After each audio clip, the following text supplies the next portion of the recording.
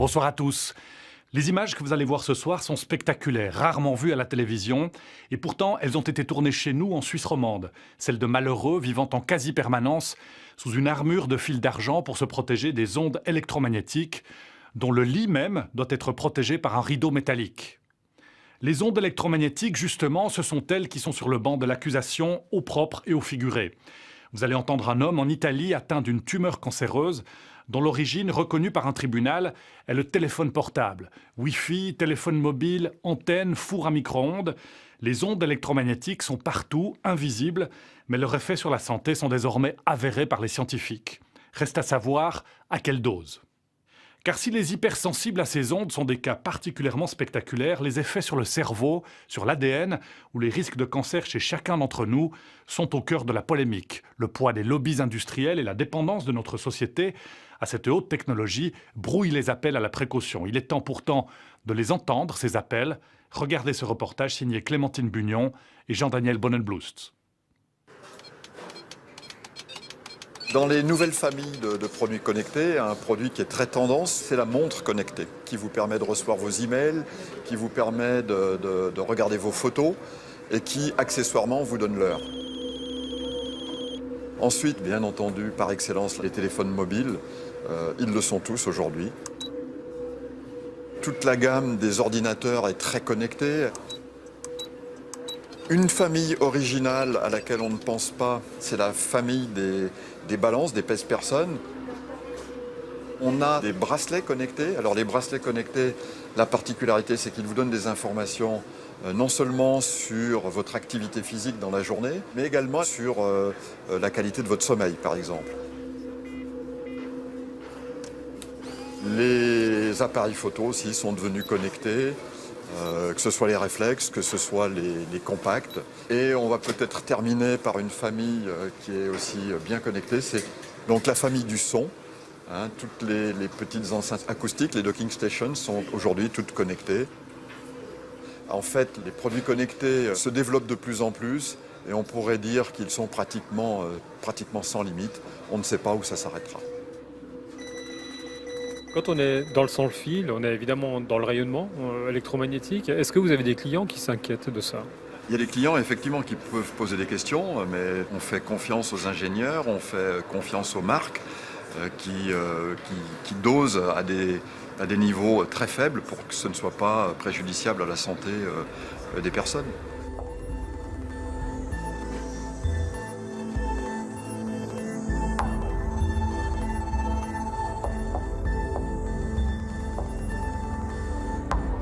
Dans le monde connecté, le téléphone mobile est une star.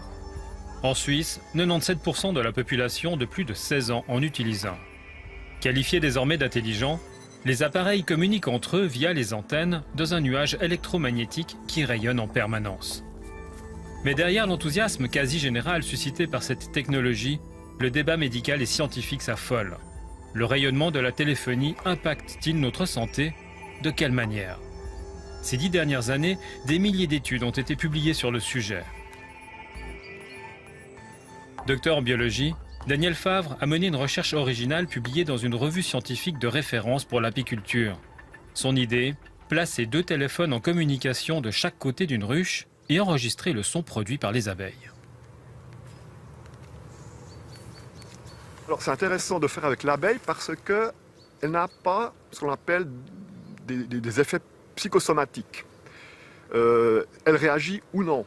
Un être humain va peut-être voir les téléphones et déjà réagir psychosomatiquement et avoir déjà des manifestations de ce mal-être, s'il y a mal-être.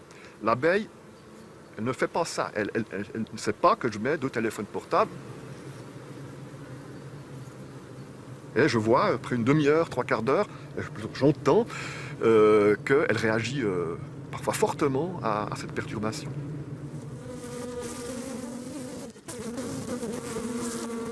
Les abeilles s'agitent, deviennent nerveuses, et vous pouvez analyser ce comportement grâce au son que fait la colonie dans la ruche. Un son qu'on appelle le chant des abeilles ouvrières, qui est un signal d'une ruche perturbée.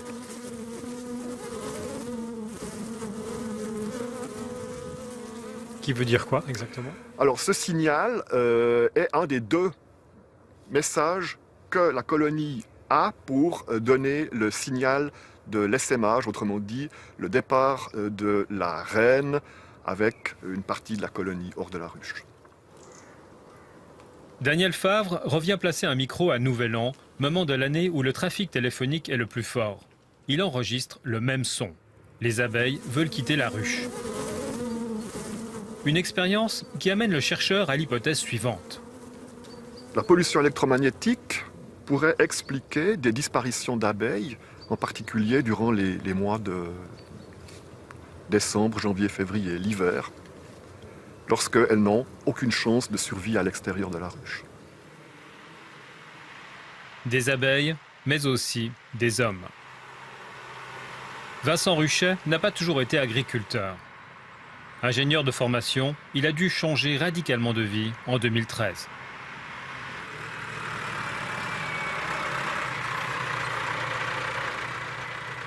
J'étais technicien pour les grands opérateurs de téléphonie mobile. J'avais à peu près entre 10 et 15 appareils qui rayonnaient autour de moi toute la journée.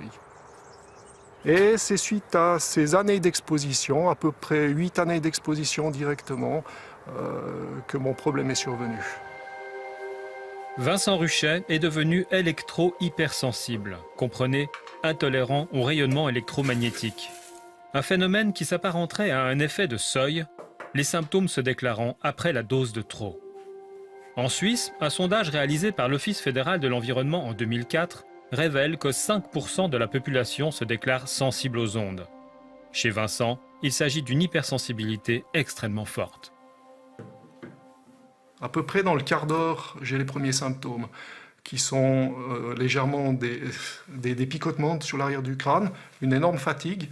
Ensuite, ça remonte, ça me touche la vision et des céphalées terribles. Les facteurs qui sont permanents sont des migraines très incapacitantes. Cela ne me permet plus de travailler, de réfléchir ou de lire. C'est impossible. J'ai plus qu'envie d'une chose, c'est de m'enfermer dans une pièce noire et de plus rien voir. Le spectre électromagnétique s'étend de l'inoffensif rayonnement naturel terrestre à la radioactivité.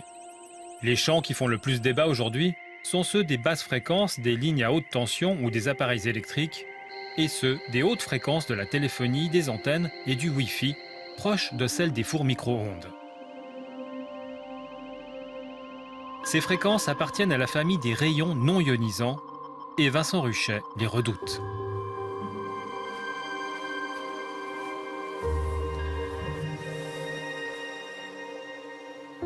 J'ai quitté une position sociale qui était excellente avant, avec un salaire qui était superbe. Et maintenant, dans l'agriculture, je redémarre avec des moyens qui sont modestes, mais simplement je revis. L'ingénieur n'a toutefois pas complètement renoncé à son ancienne vie de technicien. Il consacre une partie de son temps au déminage informatique, à la demande de nombreuses personnes indisposées par les ondes.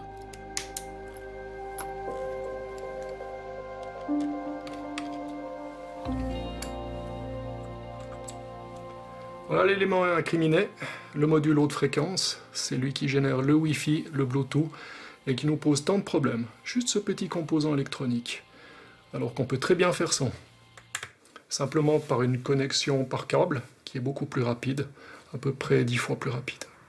Le problème d'un électrosensible, il ne refuse pas la technologie, simplement il faut qu'elle soit biocompatible. Isolé à 3 km de l'antenne relais la plus proche, Vincent Ruchet a trouvé une solution à son problème. Mais aujourd'hui, il est quasi impossible de se mettre complètement à l'abri du rayonnement. La téléphonie mobile s'appuie sur un réseau de 18 000 antennes bichonnées par les 3 opérateurs, Sunrise, Salt et Swisscom.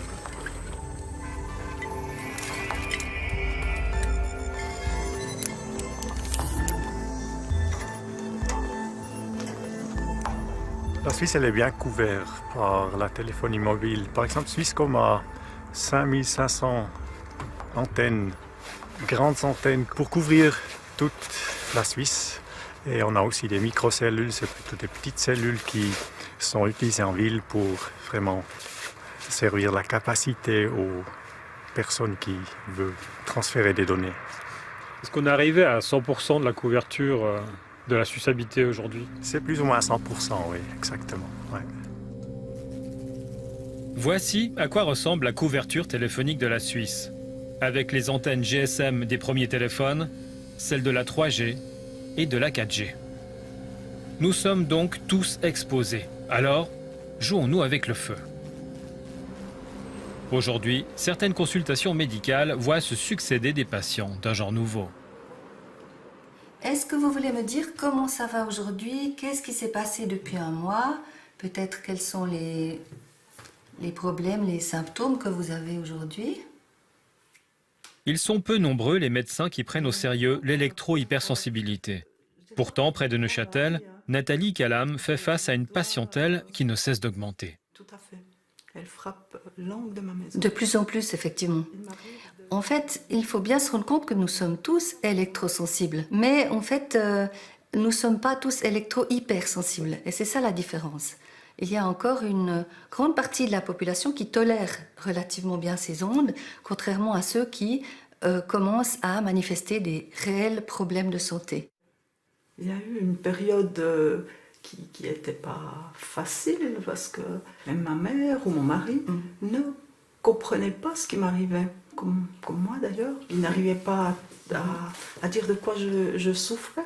J'ai pensé à un burn-out, j'ai pensé aussi à une dépression, voire plus. Cette patiente a tenu à rester anonyme. Elle habite une petite ville et se méfie du regard des autres. Il faut comprendre qu'ils ont des malaises tels qu'ils doivent souvent lâcher leur métier. Souvent, ça crée des problèmes de famille, il peut y avoir des divorces. C'est des espèces de chutes sociales qui n'a pas de cause identifiée. C'est très pénible pour eux. Donc déjà, le fait d'être reconnu, entendu, permet d'avoir pied quelque part.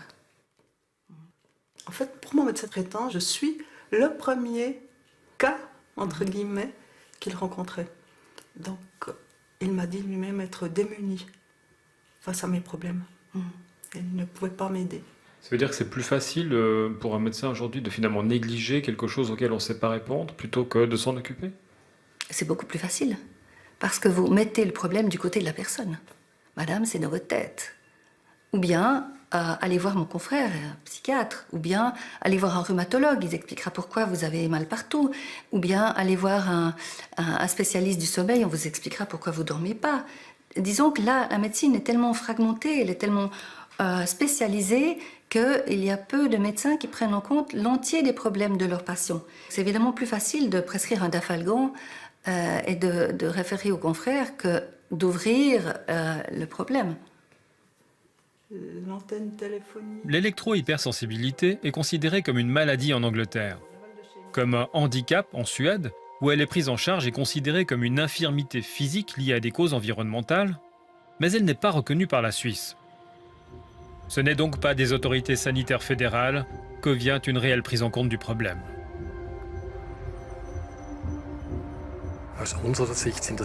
De notre point de vue, l'électrosmog n'entraîne pas de maladie et les appareils qui en seraient responsables sont sûrs. Nous ne voyons pas la nécessité d'action urgente. Nous suivons la situation dans le domaine des rayons non ionisants et de l'hypersensibilité. De notre point de vue, ce n'est pas un objectif prioritaire.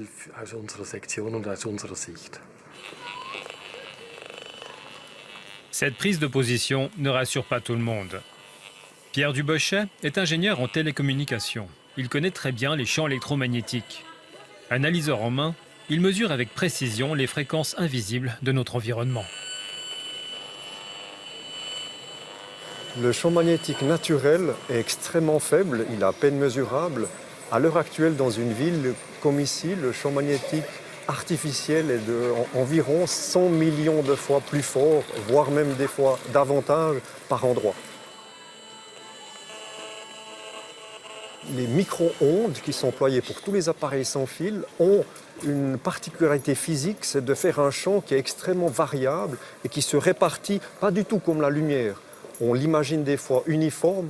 En fait, par endroit, à l'espace d'1 mètre ou même moins, il peut avoir des variations de 10 ou 20 fois. D'où la question suivante, les normes d'émission en vigueur nous protègent-elles efficacement du rayonnement électromagnétique ? Il faut savoir que les normes ont été faites bien tardivement, à partir du moment où tous les équipements électriques étaient déjà instaurés. Ces normes ont été établies par l'industrie de manière à avoir des valeurs de rayonnement qui soient acceptables et pour éviter d'avoir des procès. Ces images de la télévision norvégienne montrent comment l'industrie pèse dans l'établissement des normes. La séquence a été tournée lors d'une réunion de l'Institut des ingénieurs électriciens et électroniciens, l'IEEE, une organisation regroupant les spécialistes mondiaux des télécommunications. Quand leurs membres spécialisés dans la sécurité électromagnétique révèlent les noms de leurs employeurs, voilà ce qu'on apprend.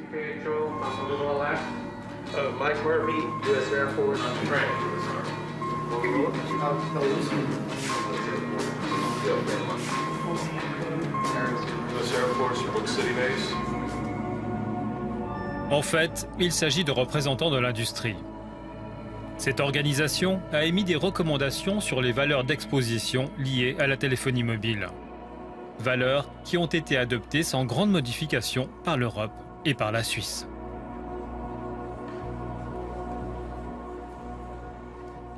Les normes sont définies non pas pour une protection sanitaire en disant il n'y a aucun effet, il n'y a aucun risque. Elles disent simplement au-dessus de ces valeurs, on est certain qu'il y a un risque d'effet biologique à court terme. Et en fait, on a un peu travesti ce message en disant en dessous de ces valeurs, il ne se passe rien. Dans la plupart des pays aujourd'hui, la valeur maximum d'exposition aux antennes est de 61 volts par mètre. La Suisse a repris cette norme en y ajoutant un principe de précaution, limitant à 6 volts par mètre l'exposition dans les lieux dits à utilisation sensible. Sont concernés l'habitat, les écoles, les postes de travail à l'intérieur des bâtiments, certaines places de jeu, mais pas l'espace public extérieur ou les lieux de passage comme les gares. Aujourd'hui, les opérateurs sont toujours plus gourmands. Ils veulent faire sauter le carcan des 6 volts par mètre qu'ils estiment être une limite pour leurs activités. La demande, elle ne cesse pas d'augmenter.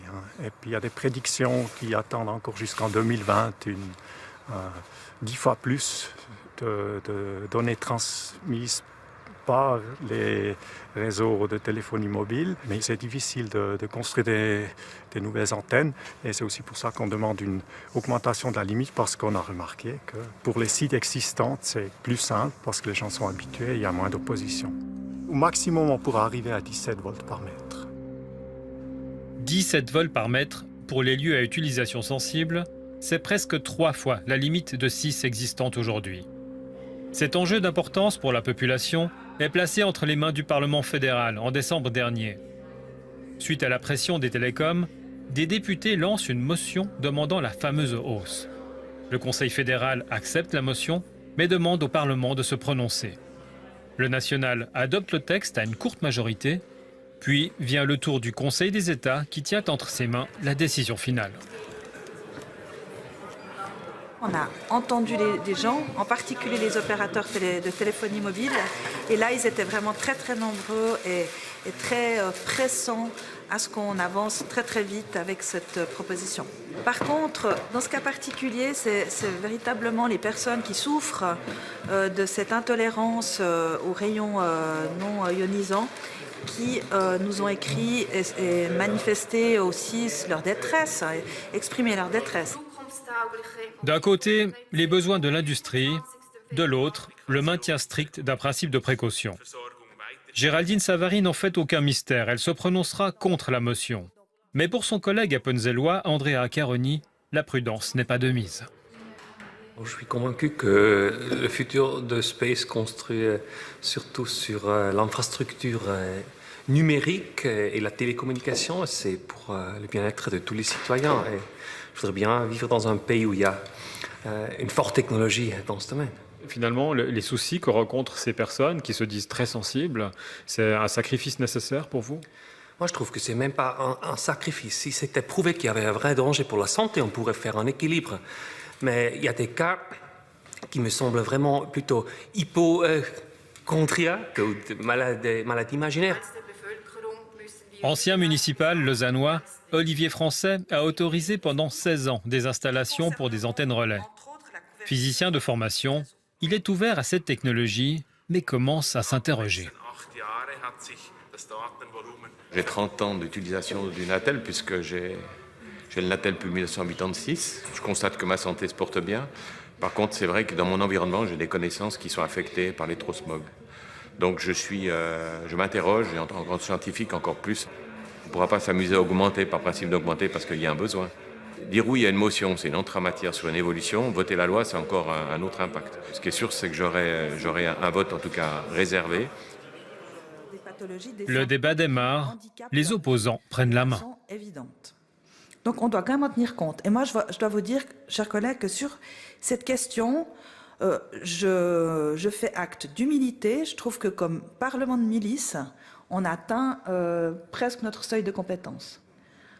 C'est très difficile de juger des effets de ces rayonnements.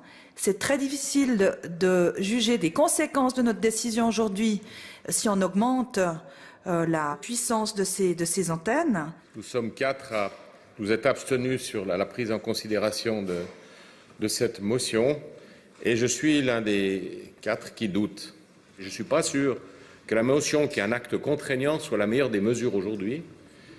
Et oui, Monsieur Kramer, peut-être que je dirais non. Je suis toujours dans le doute. Et contre toute attente, le Conseil des États dit non. Un retournement de situation créé par les partisans du doute qui l'emportent à une voix près. Damit ist die Motion abgelehnt und erledigt. La montée en puissance des antennes relais est donc repoussée à plus tard. Et dans l'attente, le réseau actuel continue à se développer. À Orbe, un projet d'implantation de l'opérateur Salt sème la discorde. On va nous installer une antenne sur le toit du bâtiment qui se trouve juste là à côté de nous. Et cette proximité, bien sûr, m'a interpellé. Et j'ai lancé une opposition à la mise à l'enquête de cette antenne. Jean-Daniel Besson est un ingénieur de Swisscom à la retraite.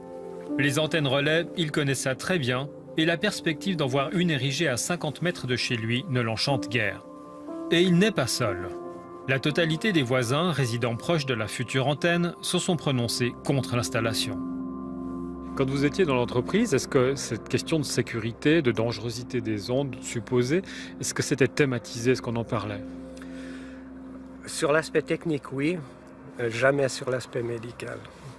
C'est un aspect que j'ai découvert entre-temps. J'ai été confronté en particulier avec mon voisin qui est électro-hypersensible, des choses que j'ignorais aussi. Donc maintenant, je revu un peu ma position. Le voisin de M. Besson habite à 30 mètres de l'immeuble où la future antenne devrait être placée. Juriste de métier, il a été médicalement diagnostiqué électro-hypersensible et doit se protéger de façon intégrale.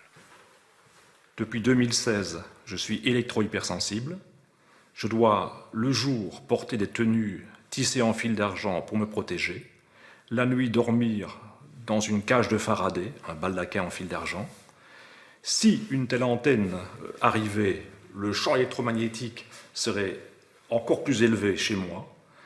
Et à une distance aussi faible, je serais littéralement irradié avec un danger de mort.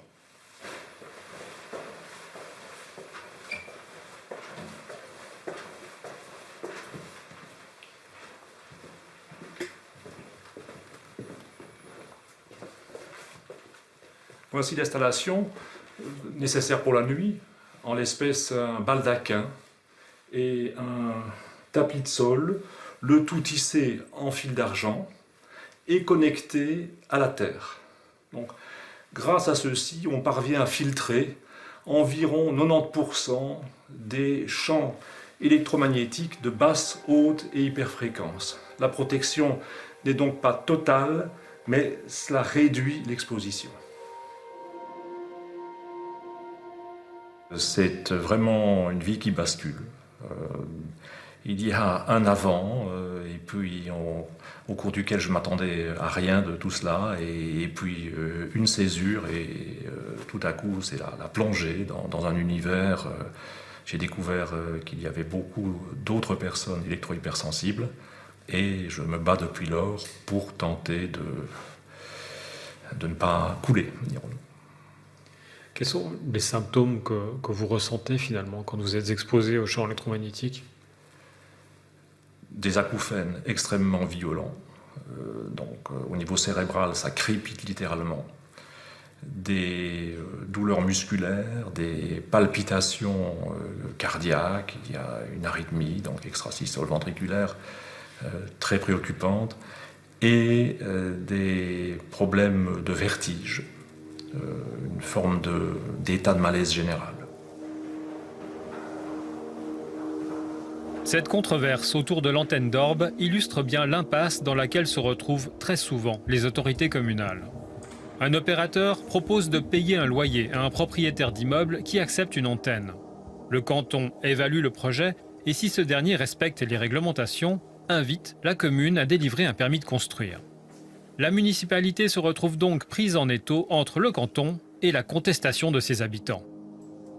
Quant à l'opérateur, Salt, dans ce cas, il est prêt à défendre ses intérêts.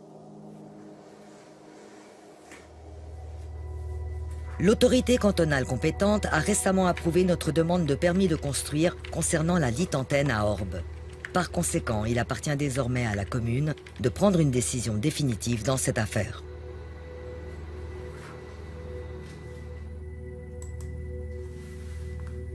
Donc finalement, que risque la commune si vous décidez de ne pas octroyer ce permis de construire? Qu'est-ce qui va se passer avec l'opérateur? Salt va mettre en œuvre ses avocats afin de pouvoir obtenir ce permis de construire malgré la volonté de la municipalité de ne pas le donner. Donc vous faites face finalement à une action juridique? On fait face à une action juridique qui a été menée de nombreuses fois par les communes et malheureusement très souvent perdue par les communes. Alain attend avec anxiété la décision finale concernant l'antenne. Dans l'attente, il mène des recherches sur les effets des champs électromagnétiques et essaye de défendre ses droits. Il me semble qu'un droit de l'homme essentiel est le droit à la santé. Que par ailleurs, quand une constitution garantit le droit à la liberté individuelle, quel est son sens pour une personne comme moi qui ne peut plus aller et venir? À ce jour, l'électro-hypersensibilité est reconnue et décrite par l'OMS, mais le lien causal avec les champs électromagnétiques n'est pas officiellement pris en compte. À Paris, des travaux scientifiques ont permis de mettre en évidence ce syndrome de manière objective. Ces travaux ont été menés par Dominique Bellepomme, cancérologue internationalement reconnu et expert en santé environnementale. Voilà, toutes ces armoires correspondent aux malades venus me consulter pour une intolérance aux champs électromagnétiques. C'est la plus grande série mondiale, 1500 cas examinés cliniquement et biologiquement depuis ces 5 dernières années. Les patients ont subi des examens neurologiques et des tests biologiques permettant de doser vitamines et protéines. On a aussi mesuré le flux sanguin de leur cerveau, ce qui a permis une découverte inquiétante. Nous observons effectivement que certaines zones du cerveau sont moins bien irriguées que d'autres, que ce soit lié à une baisse de fluidité du sang, notamment avec des globules rouges qui s'agglutinent, ou tout simplement aussi avec des capillaires sanguins cérébraux qui sont anormaux. Toujours est-il qu'il y a insuffisamment de sang qui passe, si vous voulez, dans ces zones du cerveau. Et à partir du moment où vous avez une baisse du flux sanguin dans certaines zones du cerveau, vous avez une baisse d'oxygène. Et quand vous avez un manque d'oxygène qui arrive au niveau des neurones, qui sont les cellules nobles du cerveau, eh bien, effectivement, vous avez dans un premier temps un dysfonctionnement des neurones. Et si l'exposition au champ électromagnétique persiste, vous avez destruction du neurone. Et à ce moment-là, nous entrons dans une véritable maladie d'Alzheimer ou une maladie apparentée à ce que Alzheimer a décrit. Alors voilà, un écho-doppler cérébral pulsé normal. Le Doppler cérébral pulsé est un instrument permettant de mesurer la vitesse des globules rouges dans les vaisseaux intracrâniens. Ici, c'est le lobe temporal droit, ici, le lobe temporal gauche, et comme vous le voyez, le flux sanguin passe parfaitement. Chaque fois que c'est rouge ou orange, ça veut dire que le flux sanguin est normal. Par contre, ici, on a le même chez un sujet électro-hypersensible, comme vous le voyez, ici, dans cette région capsulo-thalamique, qui correspond au système limbique, il y a pratiquement plus de sang, plus de globules rouges qui passent. Un constat alarmant qui commence à trouver une prise en compte toujours plus large au sein de la communauté scientifique. Vous avez le rapport Bioinitiative, qui est un rapport qui fait l'état de plus de 3000 articles scientifiques démontrant formellement que les champs électromagnétiques sont excessivement toxiques, non seulement avec un risque de cancer, mais également avec un risque sur le système nerveux central. Et il y a des maladies telles que la sclérose en plaques pour lesquelles on suspecte très fortement une origine liée au champ électromagnétique. Donc si vous voulez, c'est pour ça que l'électro-hypersensibilité n'est que la partie émergée de l'iceberg. C'est toute une pathologie qui gravite derrière ce premier état biologique qu'est l'électro-hypersensibilité. Aujourd'hui, il y a vraiment un début de reconnaissance qui est croissant au niveau de la communauté médico-scientifique internationale. La communauté scientifique, mais aussi la justice. Dernièrement, plusieurs jugements ont été rendus en faveur de personnes souffrant du mal des ondes. À Toulouse, un tribunal octroie une rente d'invalidité à une femme reconnue électro-hypersensible. À Grenoble, la justice ordonne le retrait d'un compteur d'eau connecté nouvelle génération au domicile d'une personne également électro-hypersensible. Et à Brescia, en Italie, la Cour de cassation exige le versement d'une rente d'invalidité à Innocente Marcolini, un cadre d'entreprise qui contracte une tumeur suite à un usage intensif du téléphone cellulaire. Je devais parler avec les États-Unis, la Chine, Hong Kong, à des horaires déterminés, et je devais faire des tractations avec les banques, par exemple avec les instituts financiers au téléphone, et tout cela durait beaucoup de temps. Et donc, comme j'écris avec la main droite, j'ai utilisé l'oreille gauche. Avec la main gauche, je tenais le téléphone ou le sans-fil pour pouvoir écrire avec la main droite et prendre des notes. Souvent, les téléphones duraient 20 minutes, une demi-heure, 40 minutes. Donc, quand je raccrochais, j'avais vraiment l'oreille et le visage qui étaient rouges et je transpirais. Innocente Marcolini passait 6 heures par jour au téléphone. Il développe un neurinome acoustique au niveau de l'oreille gauche. Il s'agit d'une tumeur bénigne qui, dans son cas, doit être retirée. Il se fait donc opérer, mais n'en ressort pas indemne. 3 mois après l'intervention, je suis resté avec la moitié du visage du côté gauche sans sensibilité. Donc je n'ai plus de sensibilité de ce côté. Si vous me pincez, je ne le sens pas. Et c'est surtout l'œil, où j'ai eu, comment on dit, un ulcère. C'était une douleur insupportable. Excusez-moi du terme, mais c'était vraiment quelque chose à se suicider parce que je n'en pouvais plus. Ne pouvant plus travailler, il se bat en justice pour obtenir une rente d'invalidité. Le tribunal tranche en sa faveur. Dans le cas de ma maladie, la sentence de la Cour d'appel et de la Cour de cassation dit que l'unique cause sont les ondes électromagnétiques. Cette reconnaissance par la justice est une première. Innocente reçoit une rente d'invalidité à 80%, mais il se retrouve aujourd'hui sur la touche. Le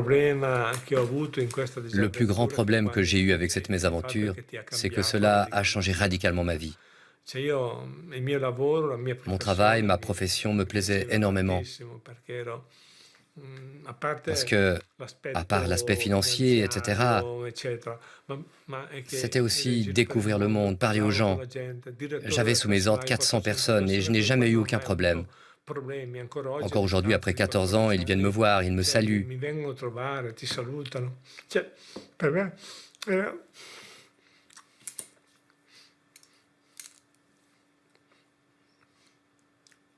Je n'ai plus la satisfaction de travailler.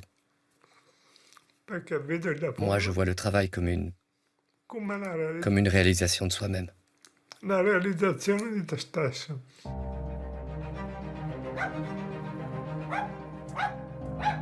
En 2011, le Centre international de recherche sur le cancer, une agence de l'OMS, classe les champs électromagnétiques de la téléphonie mobile, du sans-fil et du Wi-Fi comme des cancérigènes possibles.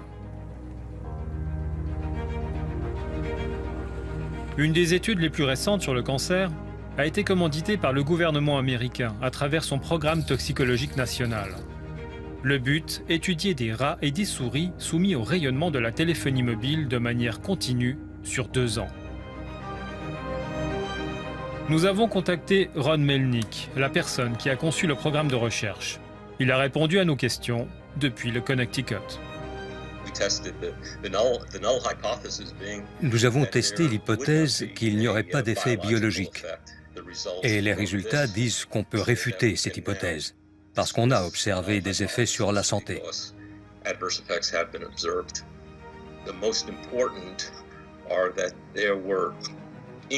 Le plus important, c'était une augmentation de tumeurs au cerveau, des gliomes, et une augmentation de schwannome du cœur, une tumeur bénigne. Les cellules de Schwann composent les gaines des nerfs. Là, c'était dans le cœur. Il y avait aussi des dégâts à l'ADN observés dans les cellules du cerveau des rats et des souris.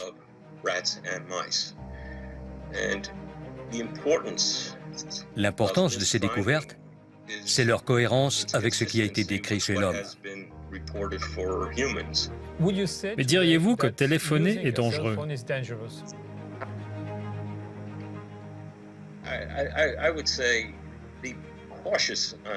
Je dirais qu'il faut être conscient de la manière de l'utiliser.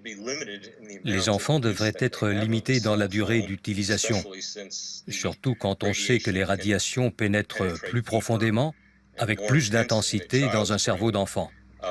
Un cerveau d'enfant en développement est plus vulnérable à ces agents. Mon conseil, soyez conscient de ça. Prenez des mesures de précaution, utilisez le haut-parleur, utilisez des écouteurs, faites des SMS, sauf quand vous conduisez, et essayez de tenir l'antenne du téléphone loin du corps. Cette mise en évidence d'un risque de cancer confirme les résultats d'autres études sur l'homme menées en Europe. Études qui ont croisé l'apparition de tumeurs et l'usage intensif du téléphone. Toutefois, il existe encore de nombreux sceptiques.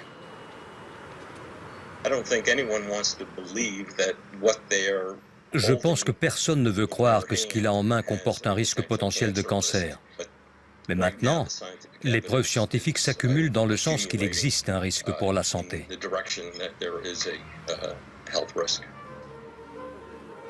Les résultats de l'étude sont encore partiels, mais le programme toxicologique américain a décidé de les rendre publics en raison de leur importance. Le rapport final sera publié fin 2017. Un point semble faire l'unanimité. Les enfants seraient plus vulnérables que les adultes face au rayonnement électromagnétique. En France, une loi interdit le Wi-Fi dans les crèches, mais en Suisse, il n'y a pas de disposition claire à ce sujet. Sonia et Karine ont toutes deux des enfants de 3 ans dans une école privée genevoise qui a généralisé le Wi-Fi, fréquence proche de la 4G, et elles se battent pour faire remplacer le Wi-Fi par une connexion câblée. Avec Sonia, nous avons été voir le directeur. Elle a été plus que moi le voir, parce que moi, c'est vrai que je m'étais beaucoup baignée dans les recherches, et puis c'est vrai que c'était une période pas facile, parce que plus je faisais de recherches et plus j'étais inquiète. Et quand même, il faut savoir que je déposais tous les jours mon fils dans la classe. Donc c'était pas une période facile. Et le directeur, au final, a accepté de câbler, mais il ne veut pas payer l'installation. Il va falloir faire un appel de dons aux parents pour obtenir 50 000 francs et câbler. Et président de cette association. Quand on est maman de petits-enfants, on est en droit de se demander si on ne soumet pas nos enfants à un danger direct lorsqu'on les met dans une école qui utilise le Wi-Fi, par exemple. Karine et Sonia n'ont pas souhaité communiquer le nom de l'école dans laquelle vont leurs enfants. En matière de connectivité, le privé préfigure la généralisation du numérique annoncée dans l'enseignement public. L'école Mozart n'accueille pas d'élèves avant l'âge de 8 ans, mais dans ses classes, le Wi-Fi rayonne et les enfants ont tous leur tablette, ce qui leur permet de faire des exercices en ligne. Quand la maîtresse elle dit qu'on travaille avec les iPads, il y a beaucoup plus de monde on est plus content d'être sur les iPads que d'écrire, mais et surtout on avance plus vite parce que c'est plus rapide et on écrit moins, donc ça avance plus vite, donc on fait plus d'exercices, donc on apprend plus. En fait, on a des applications pour faire des exercices et tout, et c'est plus sympa, et quand c'est plus sympa, on apprend mieux.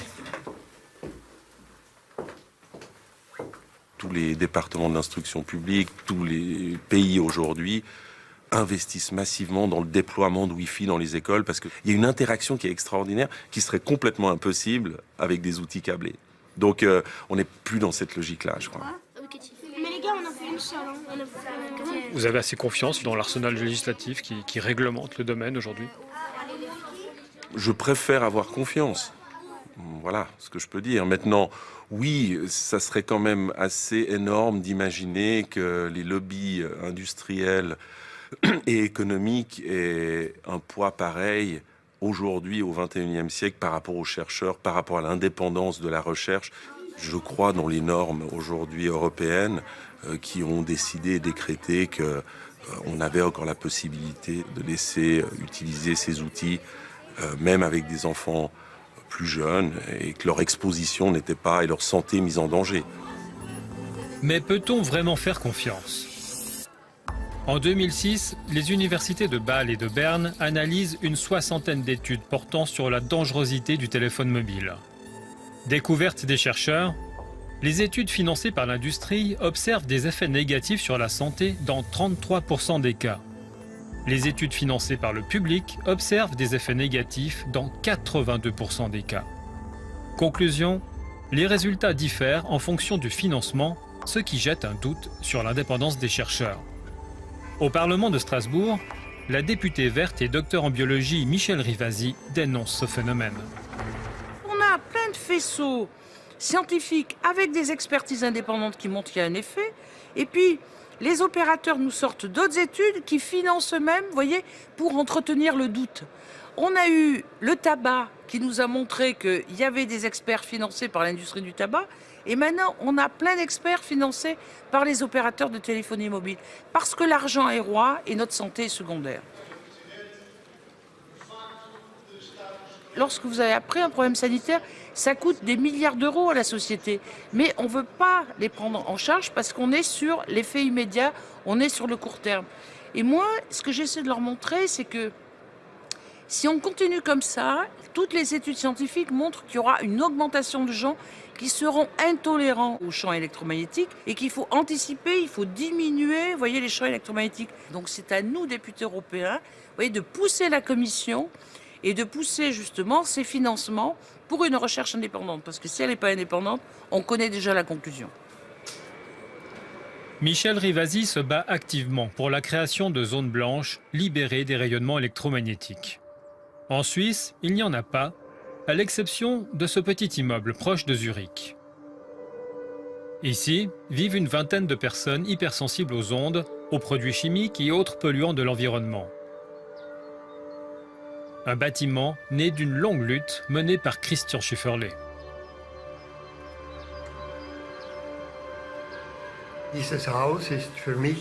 Cette maison, pour moi, c'est une forme de reconnaissance de l'électrosensibilité et de la sensibilité aux produits chimiques. C'est une grande victoire, parce que c'est le premier projet. Cet immeuble est unique en Europe. Géré par une coopérative, il répond à toutes les exigences permettant une vie presque normale aux hypersensibles. Dans notre maison, nous avons pris soin d'utiliser le plus possible de matériaux de construction biologiques et sains. La maison est protégée comme sous un bouclier contre les rayonnements électromagnétiques.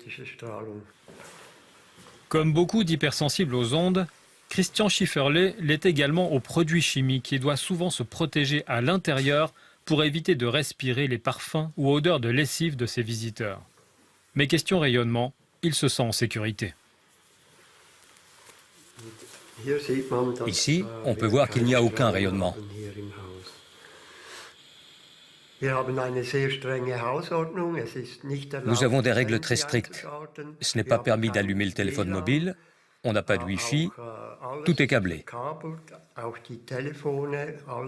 Pour les téléphones, nous n'avons que des téléphones fixes et pas d'émetteurs dans notre maison.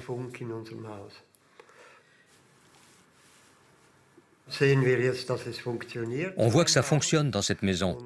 Et même si les sensibilités sont très variables d'une personne à l'autre, on a trouvé une solution. Et nous aimerions réaliser d'autres projets.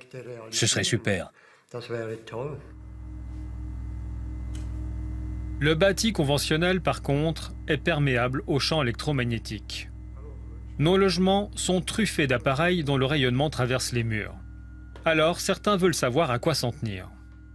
Pierre Dubochet rend visite à la famille Breda pour faire le point sur l'intensité de leur exposition.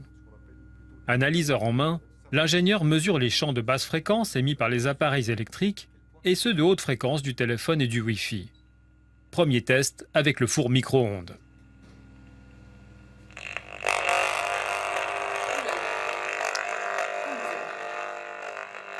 Là, ça veut dire qu'on a beaucoup de fuites.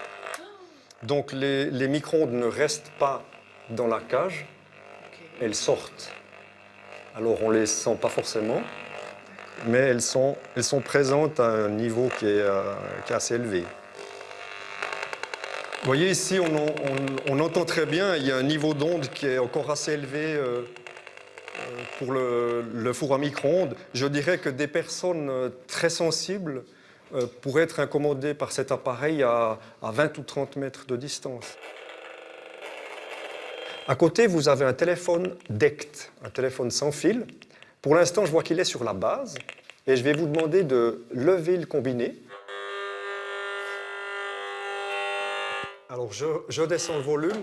Là, je vous invite aussi, dans la mesure où vous n'employez pas le téléphone, de le poser sur le socle, parce que si vous le laissez, par exemple, le soir, ici sur la table, et que vous avez votre chambre à coucher qui est assez proche, autour de votre lit, il y aura le rayonnement du téléphone DECT. Mais ce qui veut dire que quand je téléphone, je m'en prends plein la tête avec ce téléphone-là. L'appareil émet au moment où vous téléphonez, comme avec un smartphone ou comme d'autres appareils. Ça, c'est la technologie qui veut ça. Vient le tour de la petite enceinte Bluetooth.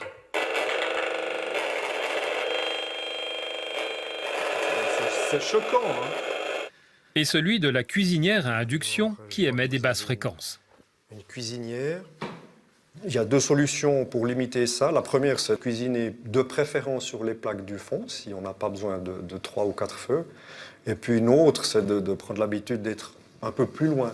Alors même si vous ne sentez rien, même s'il n'y a pas d'effet, ce qu'on a appris avec les rayonnements électromagnétiques, c'est qu'ils sont cumulatifs. Ça veut dire que toute votre vie, vous recevez ce rayonnement jour après jour, et que plus vous avez reçu du rayonnement, plus le risque augmente. Votre corps a une sorte d'effet mémoire, et votre biologie se fatigue à compenser ces interférences. Et peut-être quand vous avez 60 ou 70 ans, vous avez des effets sur le système nerveux qui sont très difficiles à maîtriser ou à atténuer par la médecine. Et garder leur qualité de vie. Je suis assez impressionnée, je dois dire, surtout par le micro-ondes. Alors, je l'utilise très très peu, donc ça me rassure quand même un minimum. Maintenant, le téléphone, c'est celui que je sentais, enfin, que je sens quand je téléphone, et je suis très mal à l'aise avec ce téléphone-là. J'ai toujours eu avant des téléphones avec fil, et puis maintenant, on n'en trouve plus tellement, en fait, à part des trucs un peu ringards. Mais je crois que je vais y repasser, et puis... Par contre, les plaques à induction, j'aurais de la peine à m'en passer, à vrai dire. Puis mon iPad, encore plus. Donc voilà, je crois que je vais faire des choix. Il y a des choses que je vais garder, puis il y en a d'autres que je vais éliminer à coup sûr. Autre conseil de l'ingénieur, éteindre le Wi-Fi pour la nuit et mettre les portables sur mode avion lorsqu'on dort à côté. Déconnecté, il fonctionne très bien comme réveil matin. Ces mesures de précaution, Sostenberger ne les a pas appliquées jusqu'en 2011, année où il est devenu intolérant aux champs électromagnétiques. Depuis, cet ingénieur en mécanique a dû apprendre à s'adapter. Il a investi plusieurs dizaines de milliers de francs pour se protéger. Blindage des fenêtres, peinture isolante au carbone sur les murs, isolation du circuit électrique, tout pour se mettre à l'abri des rayonnements. Sa maison est devenue saine, comme un îlot au milieu d'un monde ressenti comme toujours plus hostile. Il n'y a plus de ciné, il n'y a plus d'exposition, il n'y a plus de musée, il n'y a plus... Mais nos filles, quand elles donnent des représentations théâtrales ou dans le cadre scolaire, en gros, j'en suis exclu de facto, ce qui est assez pénible aussi. Socialement parlant, mon rôle de paternel est bien réduit. Bon, alors ce qu'on s'est dit, c'est si on peut plus aller dans le monde, c'est le monde qui va venir à nous. Donc on essaie de faire des invitations. Ou alors si y a quelque chose en externe, toujours dire bon ben, faudra éteindre votre Wi-Fi, ou faudra désactiver les téléphones. Ou est-ce qu'on pourrait pas plutôt se faire la promenade là? On sait qu'il n'y a pas d'antenne. Voilà, mais moi qui adorais promener, maintenant c'est un peu raté quoi. Soit je vais tout seul, ou bien moi, j'y vais pas. Donc c'est toujours le choix. Est-ce que je laisse mon mari tout seul à la maison comme un chien ou on fait des choses en famille? Donc si on veut faire des choses en famille, c'est ici.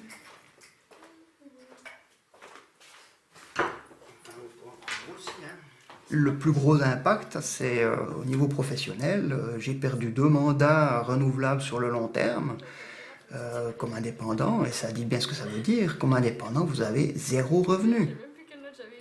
C'est du coup vous qui faites bouillir la marmite, si je puis dire? Oui. Ah, oui.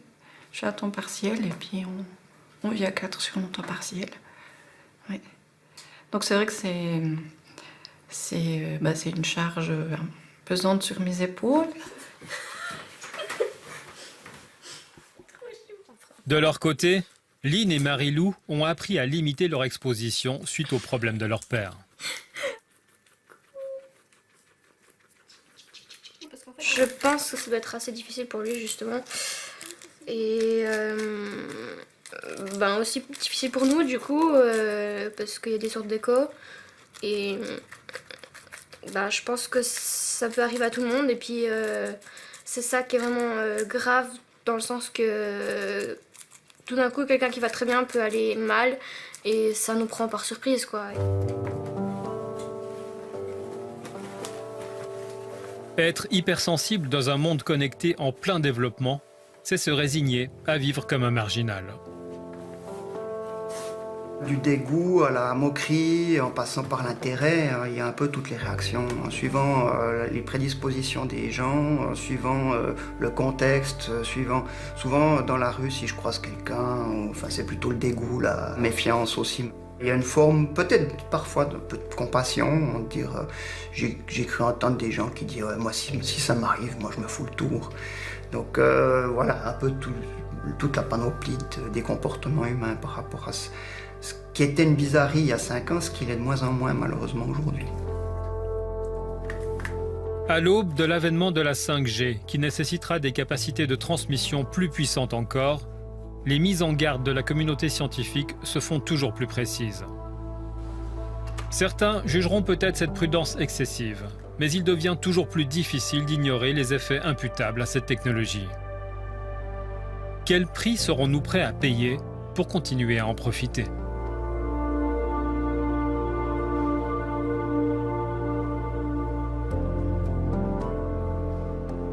Sachez encore qu'un autre tribunal italien, à Ivrea cette fois, a également donné raison à une autre victime du téléphone portable, Roberto Romeo, et jugé que sa tumeur cancéreuse développée à l'oreille était due, comme Innocente Marcolini, à l'usage de son appareil durant de longues heures. Prudence donc, et privilégiez les SMS, le haut-parleur et les écouteurs.